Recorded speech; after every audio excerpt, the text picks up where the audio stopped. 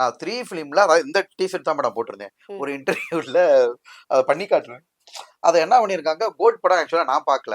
அதுல காந்தின்னு மேல போட்டு, மேல திவாகர் எந்த பெர்ஃபார்மன்ஸ் பெஸ்ட்ன்னு கேட்டா, கிட்டத்தட்ட எனக்கே பாசிட்டிவ் கமெண்ட். பப்ளியர் கொண்டு போட்டு அப்படி எடிட் பண்ணி. அதாவது நான் என்ன எனக்கு அழுகாச்சியா வந்து இல்ல நேச்சுரலா சொல்ல வரேன். எனக்கு வந்து அந்த ரீல் வந்து நான் எதார்த்தமா பார்க்கிறேன். உள்ள கமெண்ட்ட படிச்சு போட்டா ஏகப்பட்ட கமெண்ட் வைரல். அத அப்படியே டவுன்லோட் பண்ணி நான் ஏன் இதுல போட்டேன். அத பார்த்துட்டு பசங்க என்ன பண்ணிட்டானுங்க, ஆளாளுக்கு சர்வே போட ஆரம்பிச்சுட்டானுங்க. எனக்கே அது தெரியல. எனக்கு ஸ்டோரியில மென்ஷன் ஆகுது. விஜய் சார் அடுத்து சிஎம் ஆனார்னா என்ன பண்ணுவாருன்னு தெரியும்.